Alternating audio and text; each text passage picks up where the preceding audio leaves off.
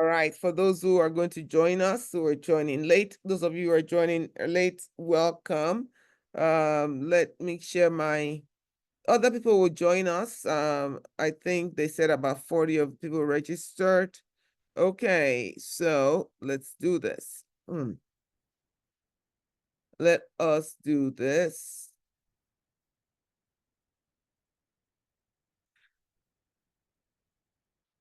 So I'm going to ask you a question. How much music can you make with what you have left? How much music can you make with what you have left? So there was a famous musician who lost everything. And people were like, okay, wait, how is he going to start over? The only thing he had was his guitar. He said, with this, I can start over. Okay. How much music can you make with what you have left? A lot of the times we always feel as if we don't have much left. And I wanted to write this, so let me write it. For those of you who don't speak Yoruba, I'm going to write it for you today. This is my new mantra.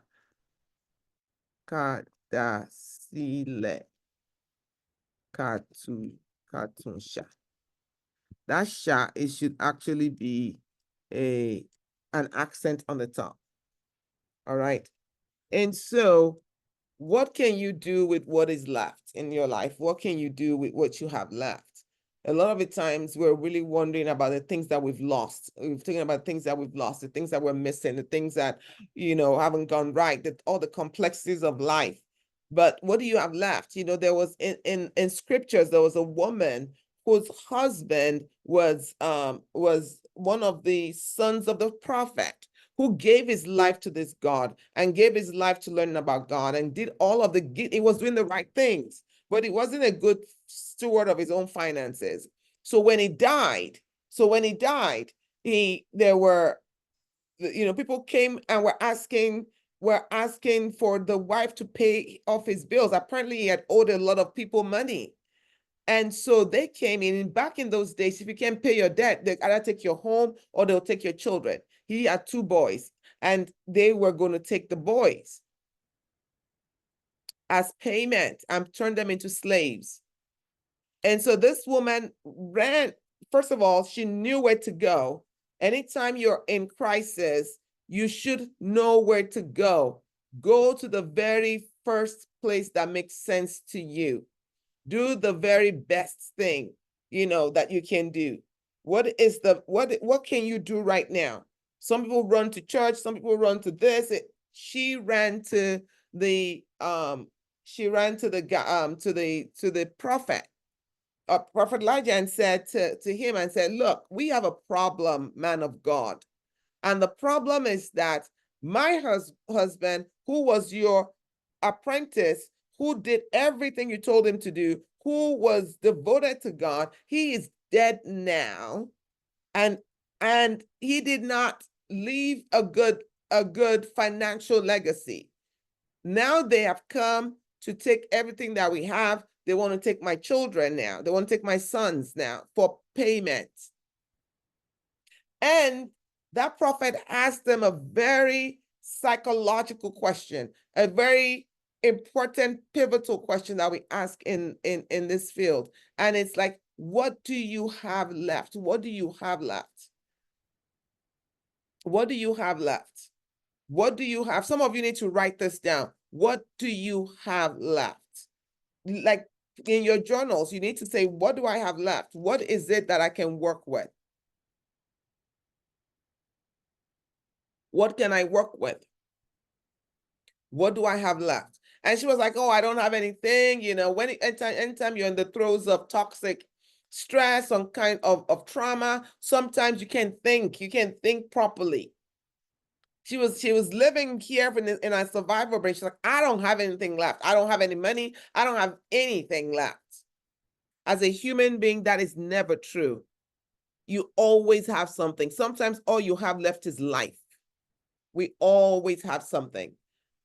And but the prophet was like, I'm not, that is not the answer we're looking for, because you always have something. And she said, well, the only thing I have is this little jar of oil, and that's it. We're going to probably use it to eat and then be done with it. The prophet said, no, that jar of oil is your miracle. That jar of oil is going to be what is going to turn your life around. That jar of oil is what is going to change destinies. Does it make sense? Am I making sense? So what music can you make with what you have left? Don't worry about those who leave you. Worry about those who stay. Appreciate those who stay. Sometimes you're the only one standing. Appreciate yourself. What do you have left? I want you to answer that question to yourself. If you have a journal, put it in your journal. What do I have left? What do I have to work with? What are my talents? What are my giftings? What do I have left? And then this whole concept of kadasile katusha. That's a Yoruba adage. It's about, sometimes you just have to drop everything and rebuild. And what am I going to rebuild with? It has to be the pivotal things that I'm going to rebuild with. When we're talking about neural wiring of the brain, when you're going to rewire the brain, you have to start over. You have to start over. I have to start with something new. You have to start with something that has energy, that a high level of energy that accompanies it. All right. So I have this. Sometimes I go about in pity for myself, and all the while, a great wind carried me across the sky. Is that Ojebe saying? Says, sometimes I feel sorry for the things that have happened to me. Like, especially when you're asking the why questions. Why did that happen to me? And why did that happen to me? Why did this person wound me? Why did the person who said they were going to be with me for the rest of my life, why did they leave? The person who said that they're going to sail the oceans with me and just left me in the middle of the ocean. Why did this happen? And why are those things happening in my life? It says, while I'm feeling for myself, a great wind is carrying me across the sky. I didn't even ask for that. I didn't even ask for that. But I'm being propelled forward. I'm being moved forward. I'm seeing great and mighty things. And when it's in my own effort. It's a powerful saying.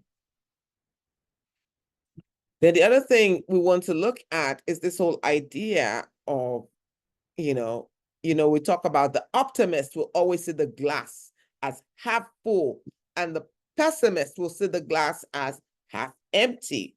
That's how the realist will see the glass in either one of those. There's water. The realist will say there's water in the glass, and you're going to be thirsty when you finish drinking it. Right?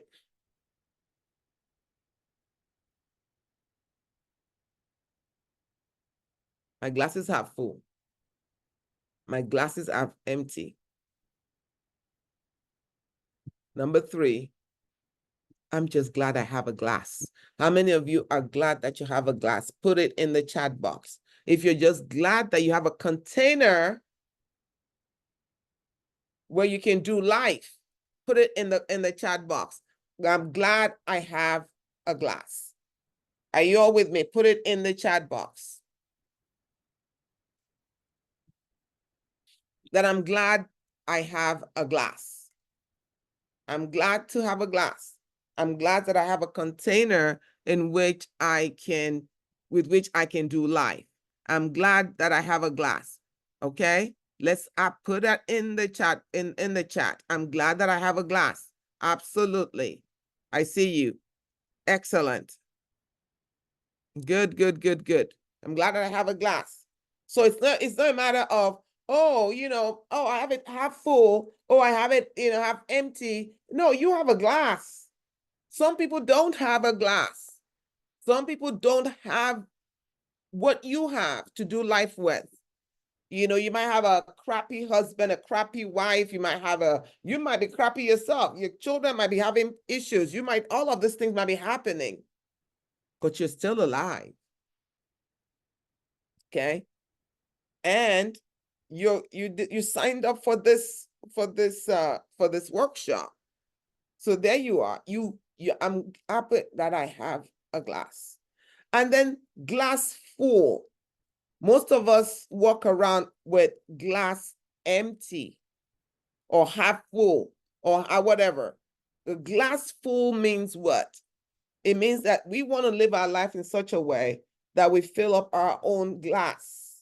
All right? You fill up your cup. And if anybody adds to it, what is that? Overflow. That is overflow. But a lot of us have our cups out. Fill me, love me, acknowledge me, do for me. All of this, we're constantly having our cups out. Somebody has to do something for you. Somebody has to come hang out with you. Somebody has to come do this with you. Somebody has to do this. All of this. And if they don't, you're depleted. If they don't say the right things, you're depleted. If they look at you cross-eye, you're depleted. If your spouse doesn't say hello, you're depleted. A lot of that has nothing to do with the person in front of you. A lot of that has to do with the person in the mirror. We have to learn how to fill our own cups. And then, because we're interconnected in this world, people are going to add into it. What they're adding should be overflow. If they stop adding, you're still full. Is this making sense? If they stop adding to you, you're still full. You're not leaving. You're not saying, oh my God, nobody loves me. Nobody cares for me. If you're in that space, it means that there's some traumas in your life that you really need to take a look at. If you're constantly needing somebody to validate you, if you're constantly needing somebody to tell you who you are, it's not about that other person. It's what in me is broken, what in me is missing, what happened to me that I need to heal so that all of these things don't have a hanger, a closet in my soul to hang their clothes on. Anger will not have a place to hang the coat on. Bitterness won't have a place to hang their coat on. None of these things will have a place to hang their coats. Why? Because I have gone and I've done the work. I am doing the work on the inside of me so that I can enjoy life without triggers. I can enjoy life without minds. It's actually a beautiful life when you can do that. Not that people are not going to offend you, but it won't last. Not that people are not going to mess up, but it won't last. But what is going to happen is you now are free to live the life that God has brought you here to live. If this all is making sense, put yes in the caption in the chat. If I'm making sense to you today, those of you with me, put yes in the chat box. Yes. All right. We want to make sure that you are in a safe space. You want to make sure that you are in a safe space every time. Your spaces in where you live, the spaces where you communicate, all of those things where you live your life. We want to make sure that those things are safe. Those spaces are safe. And how do I do that? I need to, first of all, have safety in myself. Some of you are not even safe for yourself. Your mind has a fiery animals just rummaging through your minds, causing havoc in your minds and projecting those into your reality. Anytime you have emotions that have gone haywire, and that is a result of the brain, by the way, the brain becomes, the limbic system becomes so activated, and it becomes oversensitized, and it loses its ability to regulate your emotions. So you're yelling when you don't want to yell. You're saying things you don't want to say. You're overreacting. People at least think you're overreacting. They just don't know what you're reacting to. Everything just becomes so convoluted. That is not a good place to be. That is being powerless. I need to be able to control my emotions. I need to be able to control myself so I can be safe. Does this make sense? So I can be safe. Safety first. I need to be safe. I need to trust myself. I need to be able to trust my mind. I need to be able to trust my emotions.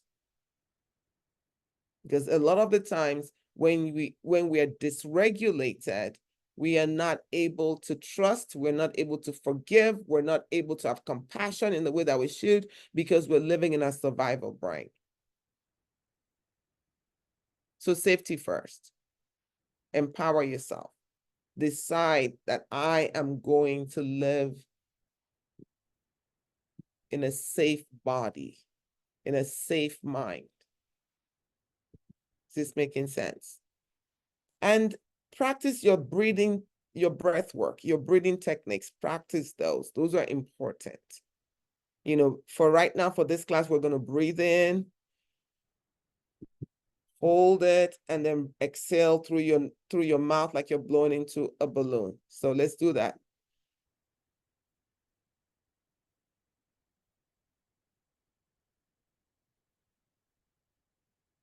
Okay.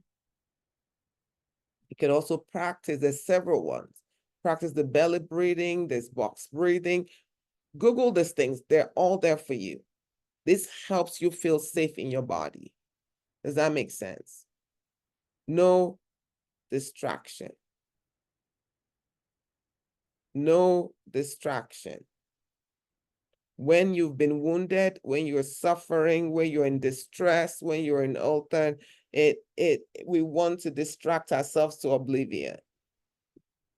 Decide I'm going to focus in the moment. Even as we're having this workshop, decide that I'm going to listen to Dr. Marino. I'm going to listen to this person talking today because I want to be in the moment. All right? So I want you to close your eyes. Those of you that are with me, I want you to close your eyes, and I want you to remember love. Somebody that you love, somebody that has loved you, that makes you feel good.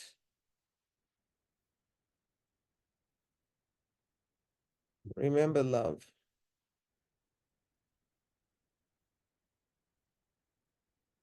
There should be a smile that comes to your face when you remember it. Remember love.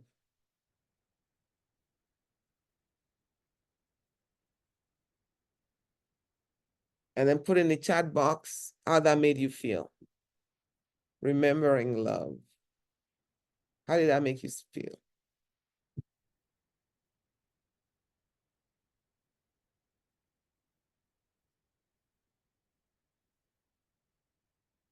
Let's see where we're right. Let's see where we're at. How did that make you feel? Let's go.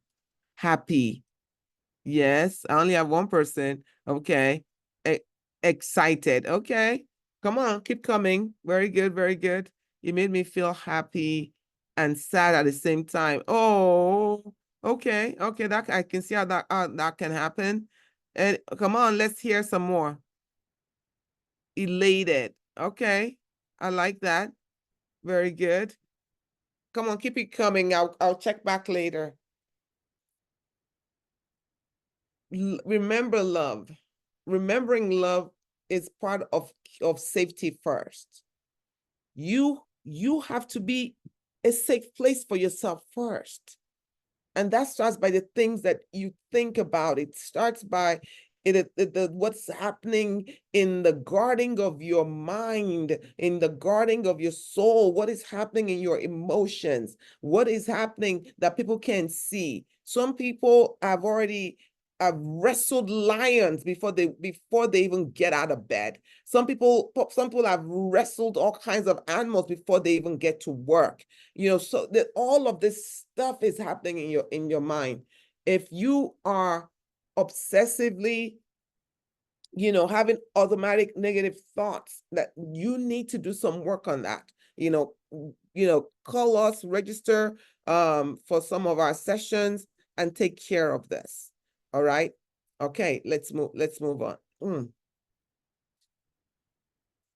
And like I was talking about just be happy you have a glass.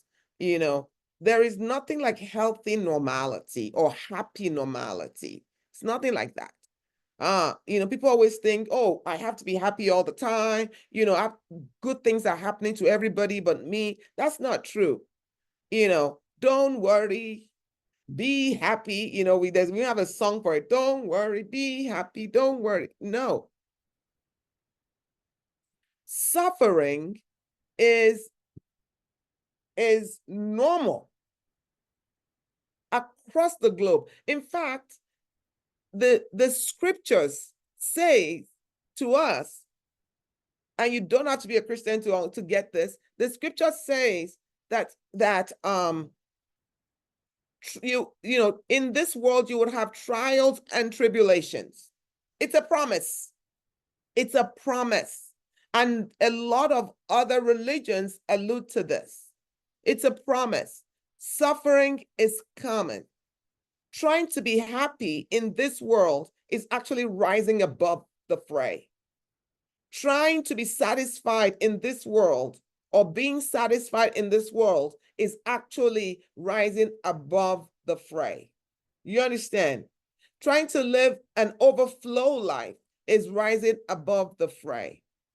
So do you want to be part of the suffering crowd, or do you want to rise above the fray? The fact that something has happened to you and I,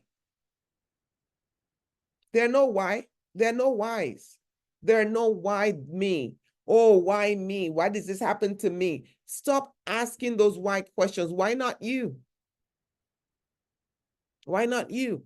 It's going to happen to everyone. So this is your part of the suffering. This is your part.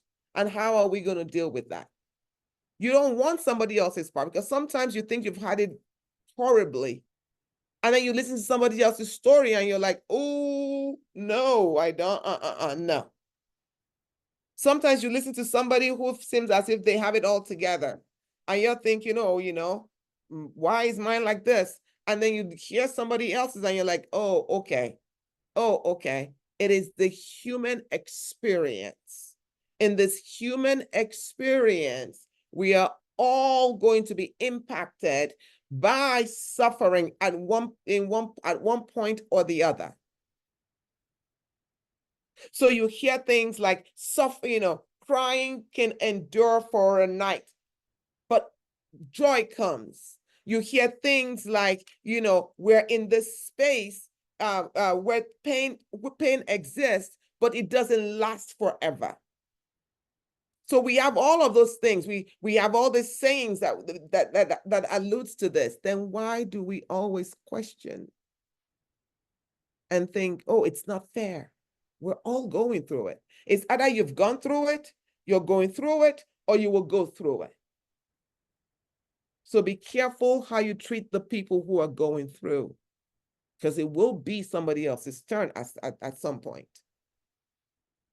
And how you go through makes a lot of sense. So I've just talked about this. So the struggle is real. The struggle is real. So this MSNBC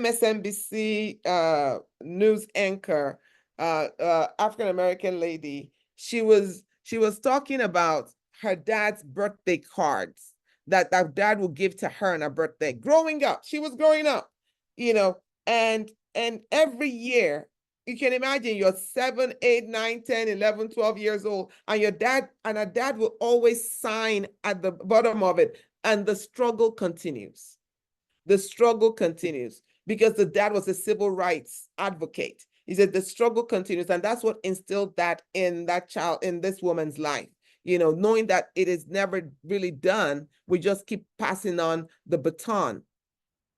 Okay, so is your struggle switch off or on? Put that in the chat box. Is your struggle switch on or off? Are you struggling right now? Is it on or off?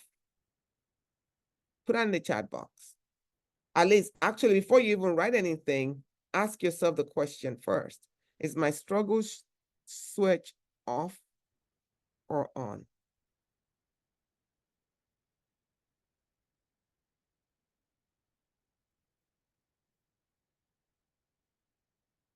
Because without struggle, we get to this place of discomfort. Because people think when there is struggle, that's when you get discomfort. But when there is no struggle, when there is no challenges, something begins to, there's something, emotional discomfort. You start feeling, is something going to happen? What's going on? Am I coasting through? Am I not doing what I'm supposed to do? Let's see what your responses are to these questions. Let's go. Midway, on. Okay, it's on, it's on, it's on, it's off. Okay, all right. Grateful, okay, all right. I see. Some people can't even get the peace that they need. You can't get it because if it's there, they begin to think, oh, this is too peaceful. Something is going on with me. This is too peaceful. So I'm touching on some concepts today. All right. And one that I want to talk about, I don't think I have on this particular, which I'm going to add right now, actually. All right. So bear with me for one quick second because it is something that I want to talk to you about. Where is it? It's called dissociation. Okay. Which basically means disassociation.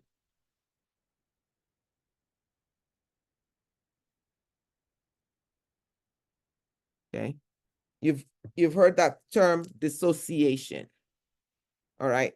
It literally means disassociation because the way our lives, our minds are managed and the way we grow is everything is associated, or another term for that is integrated. Everything is integrated in our life. So one thing builds on the other. All right. We call them schema. Right. So if I'm going to learn something new, you always find something to attach it to. So that is how you have this cohesive, sense of self, of who you are. And that's healthy for us. That's what we want. What happens when we've gone through suffering? What happens when we've gone through trauma is a lot of the times we dissociate. So that looks like this. It looks like, let's say I've categorized my life is supposed to be 1, 2, 3, 4, building on each other. My schemas are building on each other. When I dissociate, you take something that's supposed to be here next to each other, drop it down here. So it's no longer associated with this. All right. So now there are gaps in your life. So you have 1, 2, 3, 4. Instead of 1, 2, 3, 4, etc., etc. So dissociation is disassociation. It means that this is now here. Now I have gaps. And when that happens, then we have a brain that is hijacked.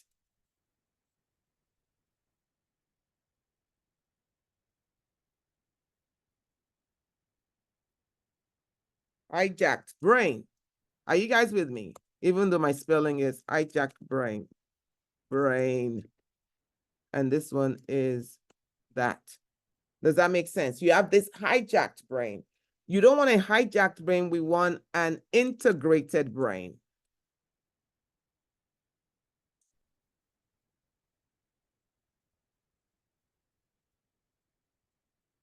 What does all this mean to you?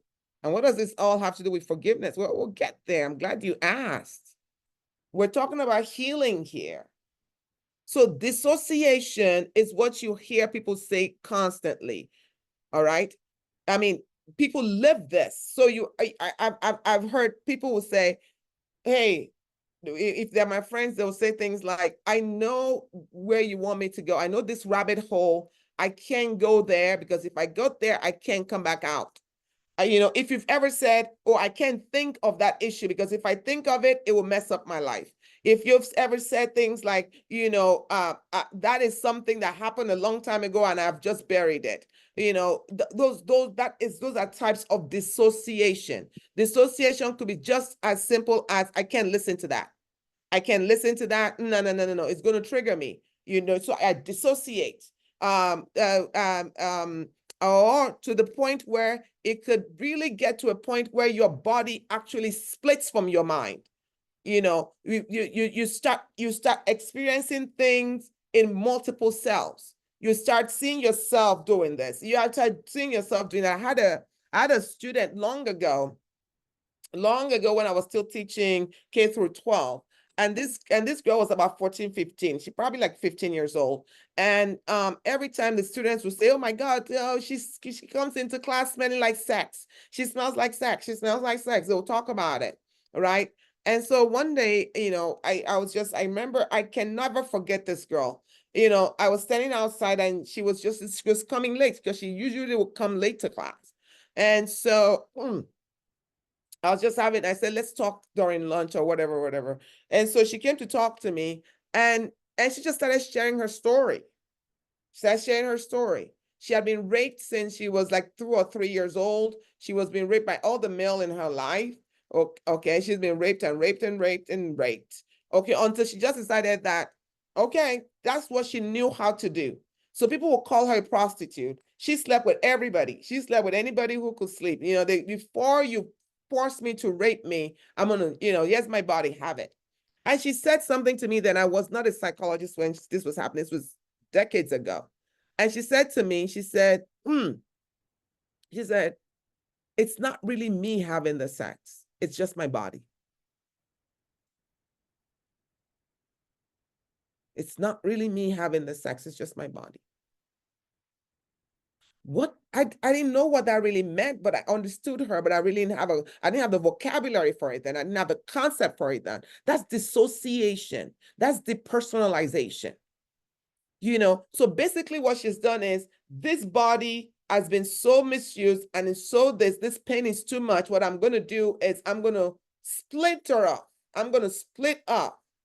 And so when that act is happening, I'm not there. Some people are married or they have spouses and whatever, you're having a sex partner and you dissociate. You don't have to have been, expressed the level of brutality that this girl had experienced. You dissociate. Some of you don't know how to be intimate. Into me, you see.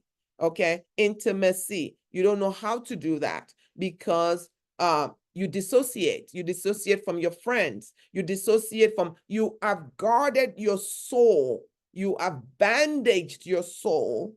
You've bandaged yourself so much and fenced yourself up. And that is a type of dissociation. So you will see if you are that person, you need healing. Now, dissociation is a survival mechanism. You need it to survive. So I'm not blaming anybody for doing it. I am telling you, it's a strength for you to survive because you need to survive, but we're not supposed to live in survival. You want to survive. So dissociation will help you survive. However, at some point, we need to get to a brain that is integrated. So we need to have that 1, 2, 3, come back up, 4, making a whole self. When the story is still the story of your life. THE.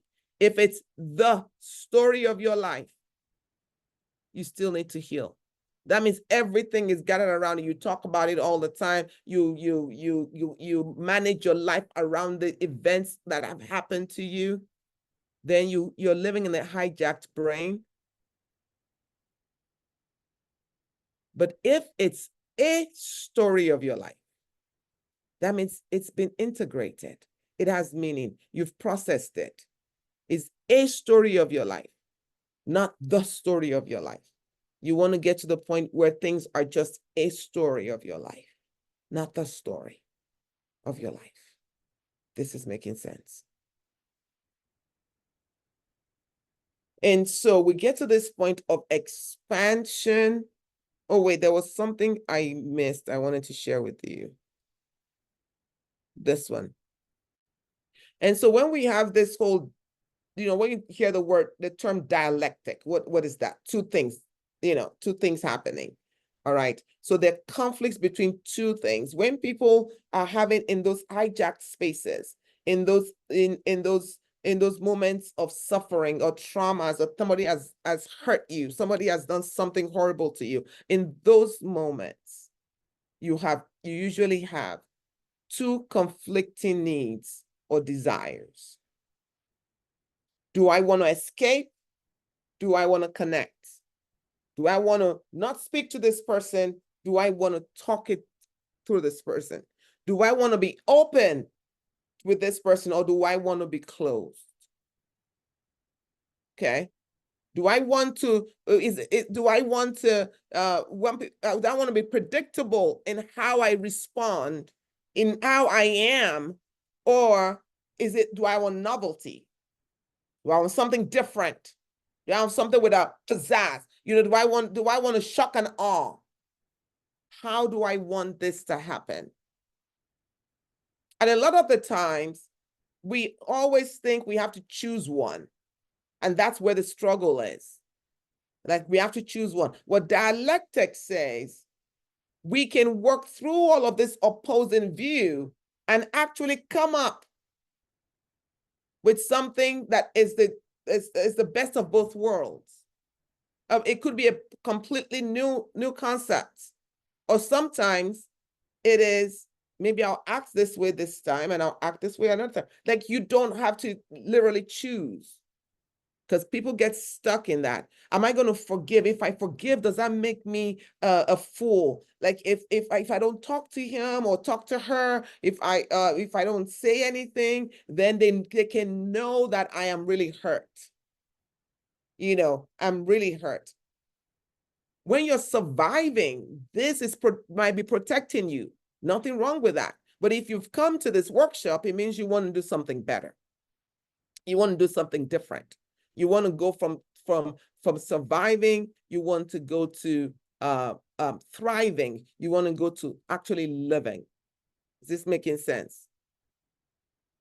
So when we talk about expansion, give me some other synonyms for expansion in the chat box.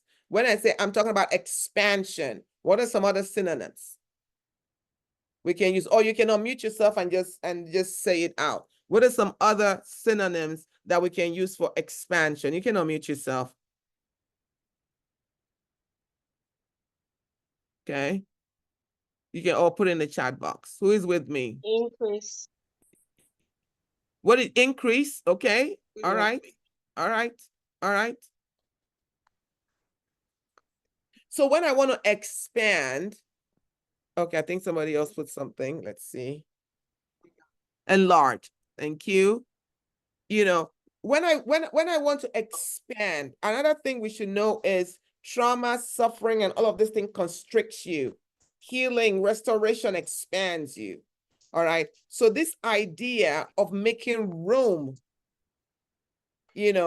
for all the things that you're feeling, making room for all the things you're feeling, the unpleasant feelings, the sensations, the urges, instead of trying to suppress them, instead of bottling them up. Because when you do that, you begin to live a pseudo life. You begin to live a less than life. All right. So I have to be able to expand my bandwidth so that I can accept some of these feelings. I have to be able to expand my bandwidth so that I can feel sad and feel that sadness, but I don't get lost in that sadness. I can feel an unpleasant feeling and own it and not get lost in it. Mrs. Alexander, your name is your hand is up. Hello? Sorry, are you hearing me now? It's about not resisting our emotion, not resisting, not reactive to our emotion. It's about facing our emotion headstrong and be able to because they are advisors, kind of. They advise us, they have all our emotions and whatever have information can lead to our healing. Absolutely. So when you're experiencing that sadness or you're experiencing that feeling, whatever the feeling it is that you're having, it's come to tell you something. All right. There's no need to stamp it out. There's no need to do that. You know, it's about opening up and allowing yourself to feel all of it. A lot of the things that people will say is somebody needs to mute themselves, please. A lot of things that people will say. Okay, maybe I need to mute you then. Okay, I think we're good. A lot of the things people will say is they'll say things like, oh, I just can't. I can't, no. Or they'll say things like, I don't feel joy, I don't feel happiness. And those are trauma responses. I don't feel this, I don't feel, those are trauma responses. Are you with me? All right. So how do we expand? How do we expand our bandwidth a little, our emotional bandwidth to be able to accept the things that we're feeling? Remember the very first slide I showed you is about safety first. When you do those things on the first slide, you're going to be able to do some of these things that I'm asking you to do. You know, that let me feel it, feel what that is. And sometimes your religion doesn't even allow you to do this. I remember, people say they're depressed. I don't get depressed. I don't know about depression. It's not something that happens to me. And then I remember one day, and I wasn't a psychologist or anything, but I remember one day, I just started feeling something, and it was almost like, a dark cloud. And I thought, oh my, after about a couple of minutes, I thought, ooh, this must be what depression feels like. I remember saying that to myself. This was decades ago. I remember saying that to myself, oh my God, this is no. I don't know what this is, but I don't want it. So the only thing I knew was to go to church. Okay. And at that time, I think it was in the evening, it was during the week. And I live in a suburb place here. And I drove to about 4 churches. All the doors were closed. And then we went to this one church. The door was open, but they were having some practice. So I just sat in the parking lot. I sat in the parking lot and I just started singing and whatever, and then I'd stop feeling it. All right. That's what a lot of people do, is let me get rid of this. Let me get rid of this. At that moment, that emotion came to tell me something.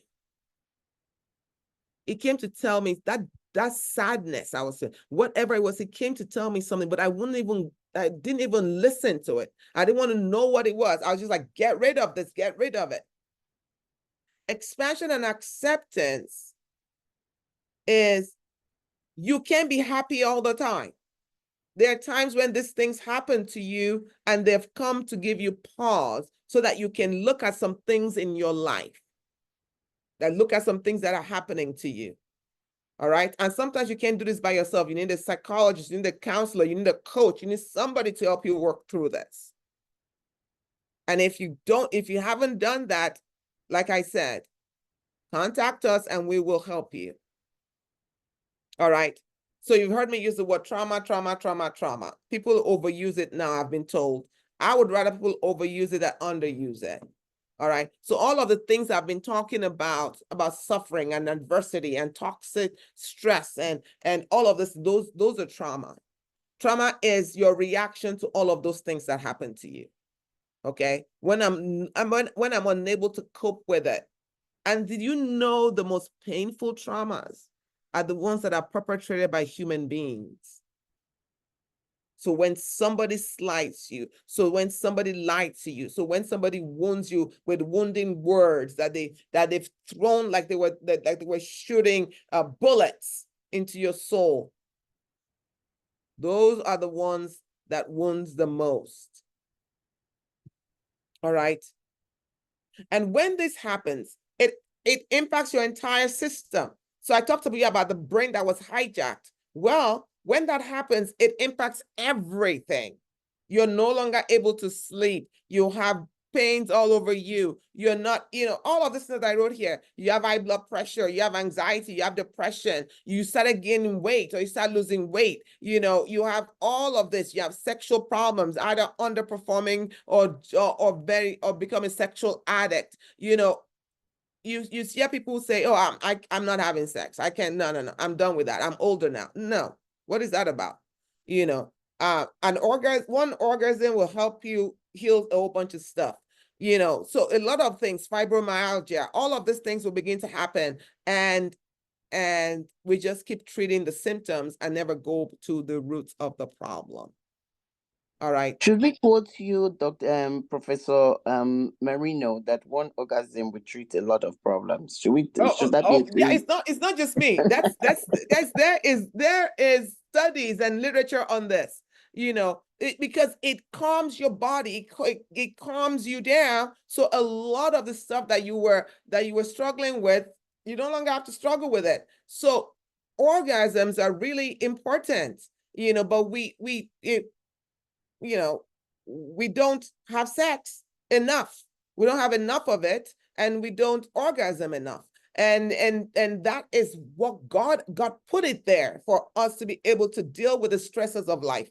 So now, see, Winnie, you got me talking about sex now. This is not a sex class, but No, it's but I important. have a question for you. That was Yeah, interesting to me. yeah. I have a question for you. Now, if trauma makes you go limbic, and affects your limbic system, your amygdala, and those areas are areas that are stimulated by the whole concept of sex, and trauma shuts those areas down. So how can you have an orgasm?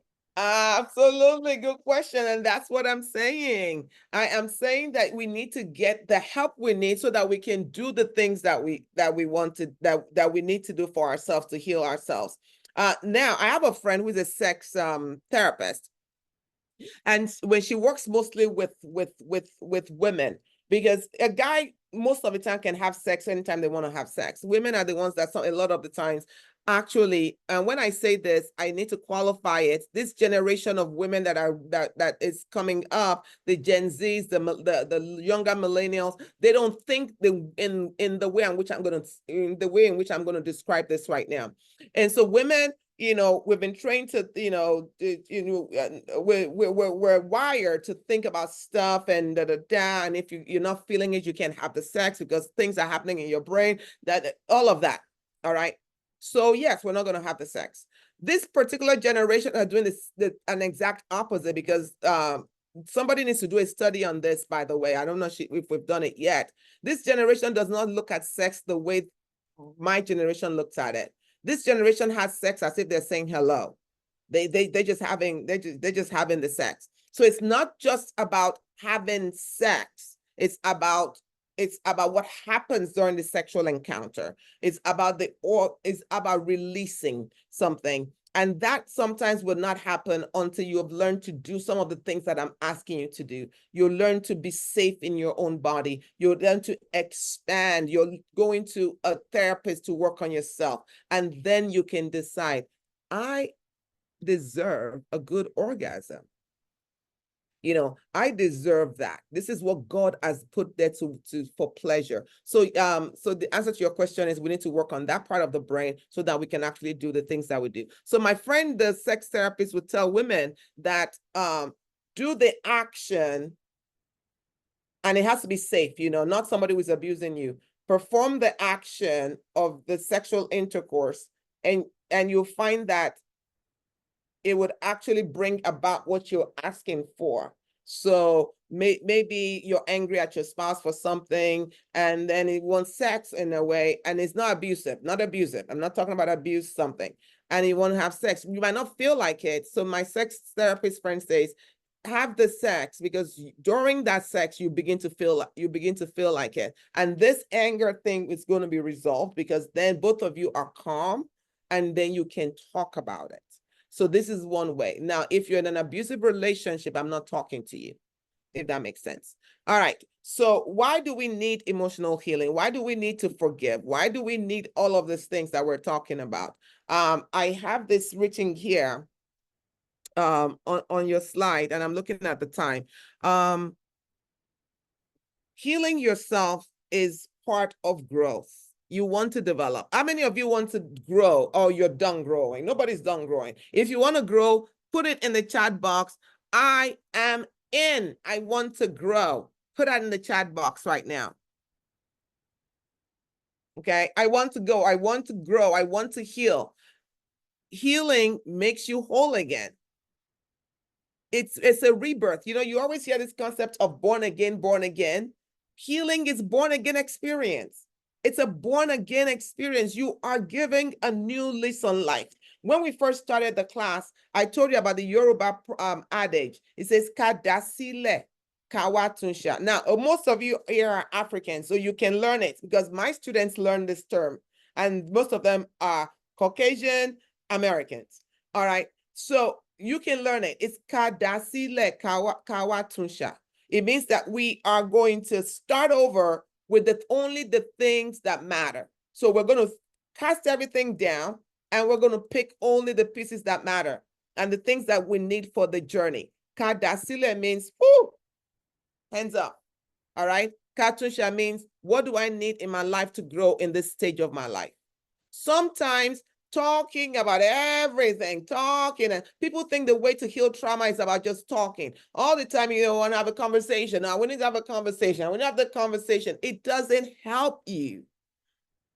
It doesn't help you because trauma is stored in every area of your life. A lot of the time is ineffective. Talk therapy has been proven to be ineffective. We need to do more. We need to get out, and we need to get our bodies in as a part of this. And so Kadasila is that kinesthetic act. It's about, we're going to drop all of this. And then we're going to pick what matters. Katunsha.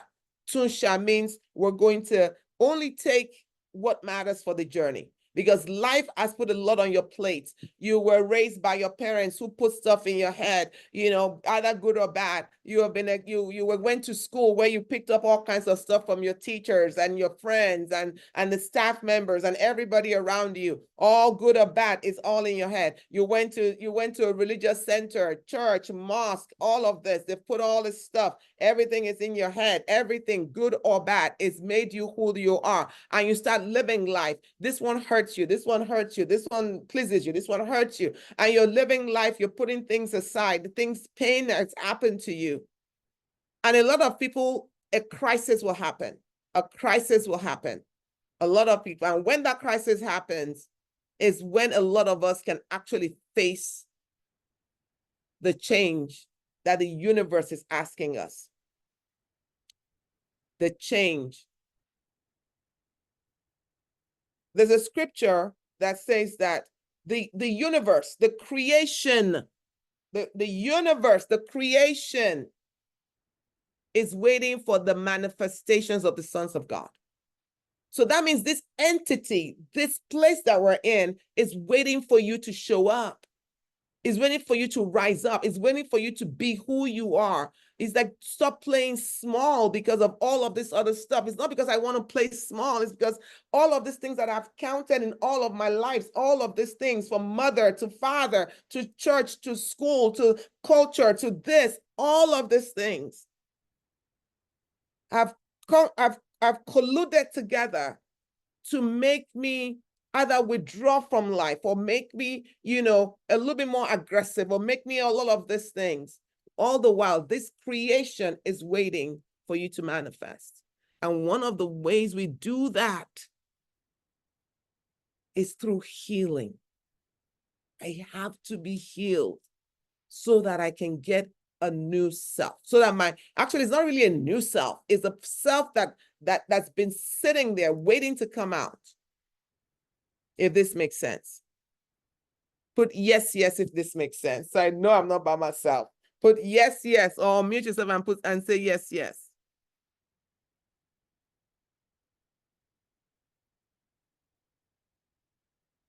All right.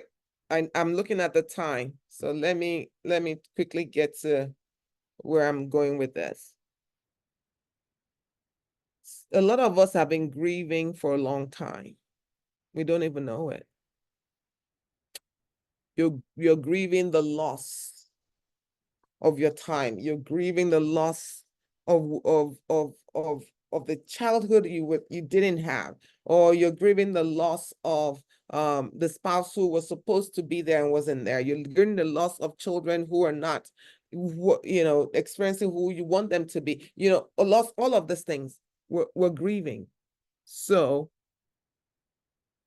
take time to write down the things that you've lost and give yourself the chance to mourn. And I'll tell you about that. I can't go through all of this right now. Okay. All right. This is where we're going. So what is unforgiveness? And I love this phrase that I use. It is loyalty to your pain. How loyal are you to your pain? That's all unforgiveness is. It's loyalty to your pain.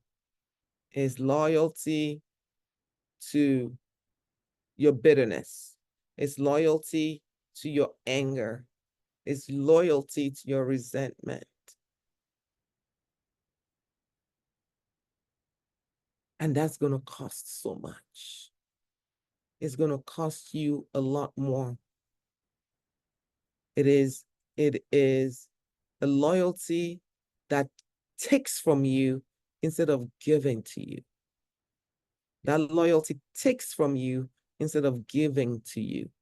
It's loyalty that has the ability to reduce the quality of your life and life satisfaction.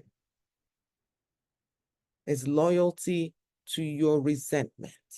So when you're in an unforgiving space, just ask yourself, who am I being loyal to right now? I'm being loyal to this resentment. I'm being loyal to this resentment. And when you are loyal to something, you're committed to it.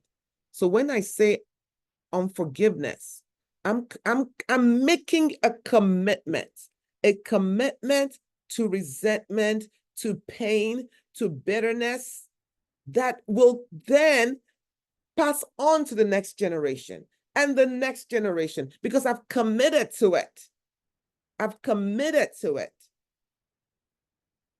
So it becomes this chain of suffering, this that moves on from one generation to the other. Epigenetics. When I'm committed to this, I am inviting you today to break your commitment to the very things that have come to snuff off your life satisfaction, snuff out your life satisfaction, that have come to hinder your growth. I'm inviting you to cut that loyalty. This is something you should not be loyal to. It's not about that person who wounded you anymore. It's not about them. It is about you being committed to being resentful.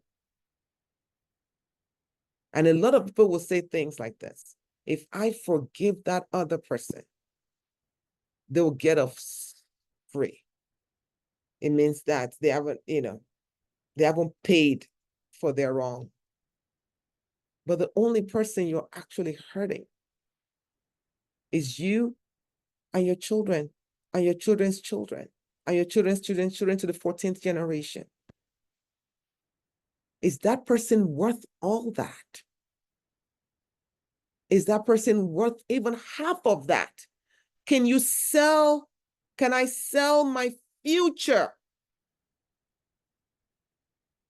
my legacy, my progeny? Can I sell that? Can I auction those off for the person I don't even like? That's the question on the table. Can I do that? They hurt me. They hurt me to the core of me. They are the reason for my trauma. This pain might be unbearable.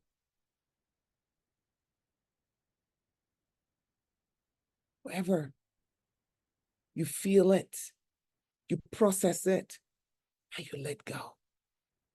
Because if you don't, you then commit to hell. You make a commitment to something that has destructive powers. I like sharing it this way for people, because there are different ways I could have presented this. But I want you to see it like that. My commitment to hell and destruction. I don't think that's what any of us want. So that's why we need to forgive. Forgiveness is self-compassion. Forgiveness is that I am going to make a commitment to myself for my own healing. I'm going to commit to my own healing. I'm going to commit to my own growth. I'm going to commit to my own salvation. To me, I have to commit to me. I have to commit to me. I must commit to me.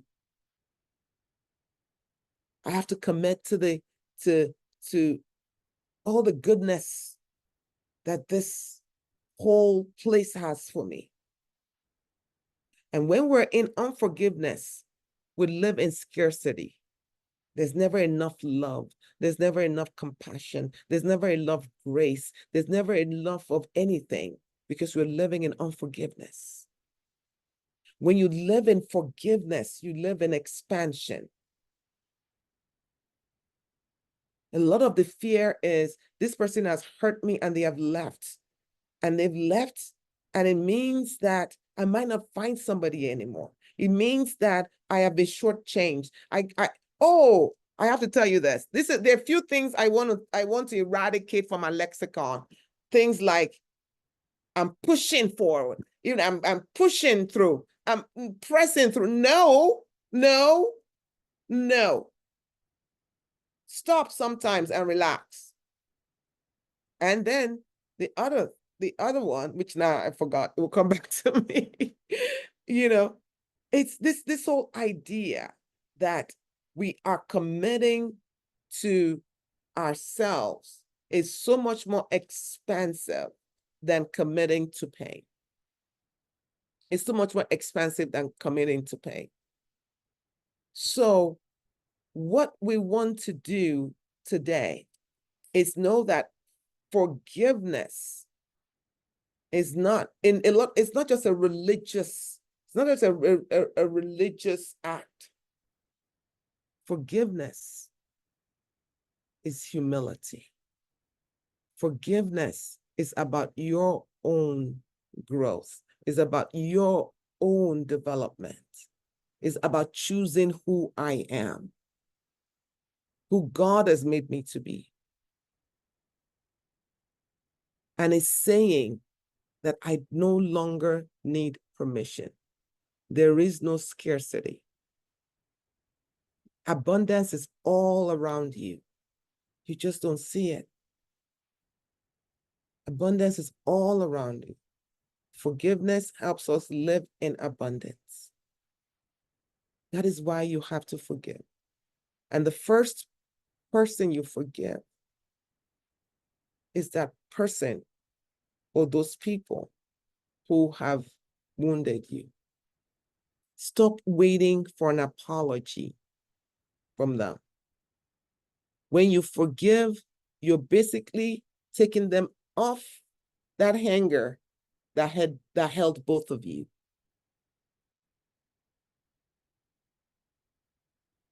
Two things happen.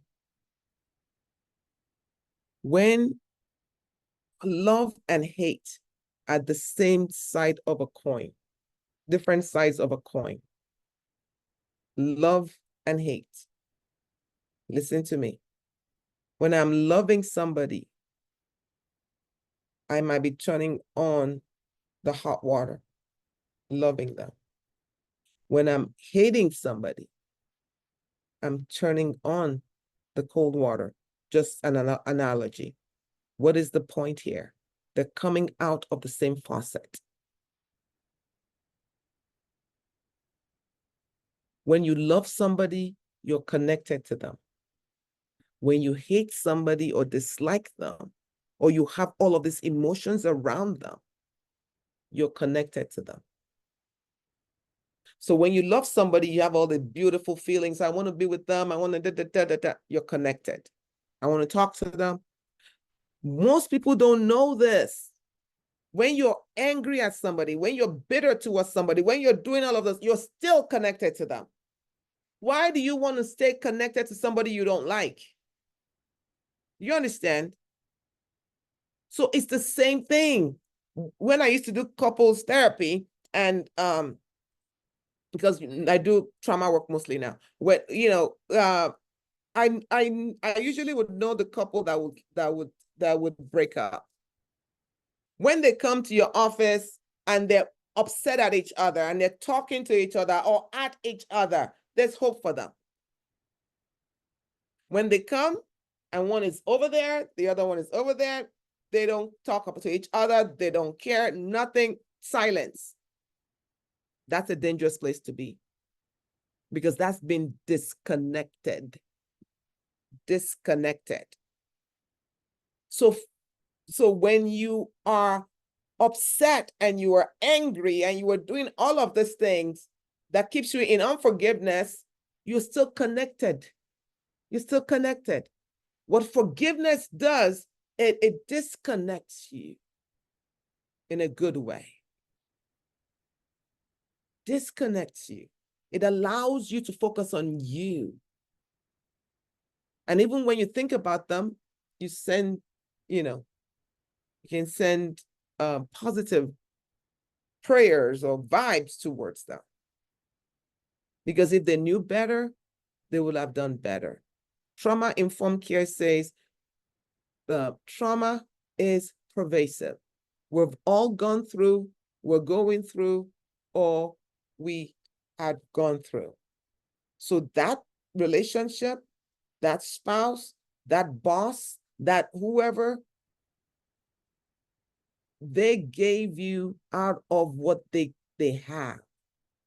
They gave you out of their hurt. They gave you out of their pain. They responded to you out of that. If they knew better, if they were even remotely healed, they wouldn't have done that. So trauma-informed care tells us we need to extend grace to people. In fact, the word I like to use is pardon. You need to pardon people. This whole idea of nations extending pardon. A new president comes up, or they're leaving the office, and they will have presidential pardons. These are people, they have committed the offenses. We know they have, but for some reason or the other, most of the time, we never know why. The president says they get immunity. They've been pardoned. That is a powerful place to be. That is such a powerful place to be. Do you want that type of power? The ability to forgive is powerful. It's a God-given ability to act like God. It's literally to act like him because he can forgive. And now you also have that ability. That's why presidents can say, we pardon you. You are now, you cannot go to prison anymore. We've pardoned you. You can live your life now. And that's what I want you to extend to the people who have offended you. No discussions about it, no discollaboration. No. A pardon is a pardon. You pardon them. I don't need to know if you're sorry. I don't know if you know it. That has nothing to do with you. I have given you this pardon. And it cannot just be from your head. It also has to be from your heart. And if you're going through the steps of the things I've talked about today, you will get there. That I have pardoned you. And a lot of religious people will say, oh yeah, I forgive them. Oh yes, I forgive them. Oh yes, I forgive them. No. If you're still feeling the bitterness, if you're still feeling the anger, if you look at them and they kind of rile you the wrong side, if that's you, then I'm talking to you. That means you gave a cognitive forgiveness, but you didn't give an emotional forgiveness. We're not even there yet. All right. But it's a good step, but you need to go further. Sometimes it's not just a one-off act. It's not just a one-time event. It's not oh my God, I forgive them. It can happen one time. If you really go into your heart and your soul, it can happen the one time. But a lot of the times it can be progressive. Where you get to the point where there's nothing of theirs that's in you that's negative. Sometimes you can just have compassion. Oh, wow. In my language, they will say, oh, my shell. Because if you knew better, you would do better. You're here because of all the stuff all the crap that has happened to you. When we forgive, we release judgment. Because a lot of the times we want to judge. They've done this, and I'm going to pass judgment. I'm going to pass judgment on this person. My judgment could be passive aggressive. My judgment could be nagging. My judgment could be X, Y, X, Z. Whatever your judgment is, you are releasing the judgment and keeping yourself in this space that is called hell. We don't want to be there.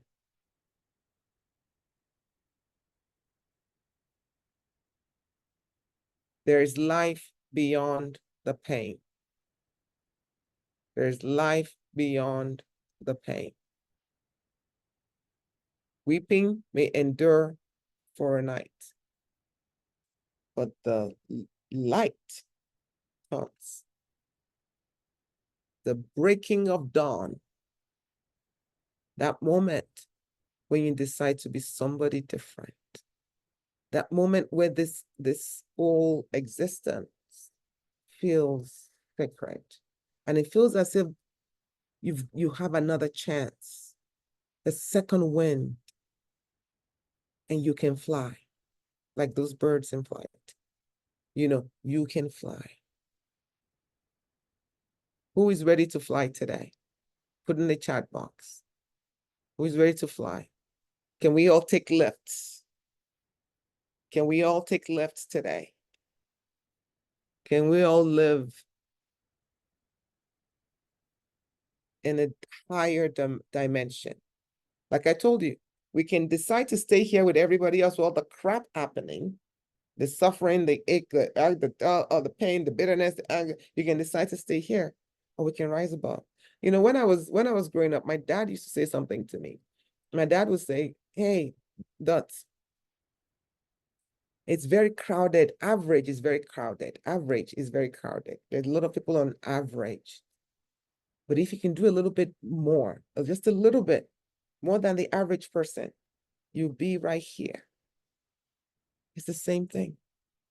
If you can just do a little bit more, you can live.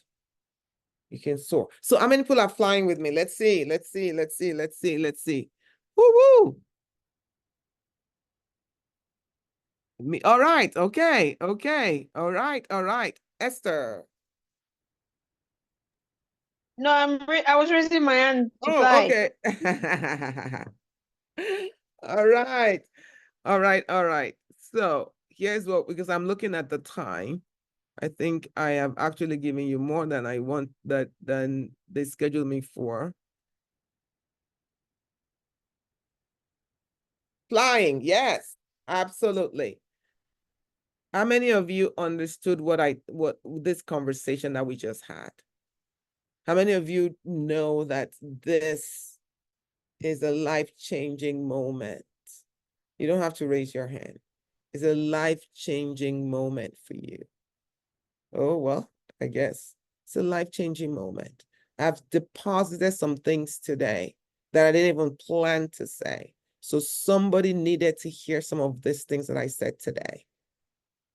And so I hope that you're going to go and you're going to do the work or get some help, all right? So that you can be free. We want generational healing. Enough of these generational traumas. Enough. Somebody say enough. In fact, unmute yourselves and let's all just yell enough. Enough. Yes, let's Enough, unmute ourselves. enough, Unmute yourself. enough, Enough. I want you to hear. Enough is enough. Enough. Enough is enough. enough, Yes. enough, Enough with this is enough. generational traumas. And we talk about epigenetics all the time. And we usually talk about it in the context of transferring trauma. Let's start transferring recovery. Let's start transferring healing. Let's start transferring, beautiful things. I said, yes, yes. That is the legacy. So somebody say, I'm transferring healing. Come on. Say it. I'm transferring healing. I'm transferring healing. I'm transferring healing. I'm transferring forgiveness. I'm transferring forgiveness. Yes. Let's do something different. If we can transfer pain, we can transfer purpose. If we can transfer dishealth, we can transfer health. We can transfer goodness. Enough of our children suffering because of the things that we didn't have any control over. Somebody has to say the buck stops here. And if that person is you, The box stops.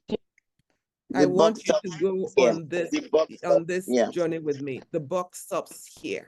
It stops here. So you take control.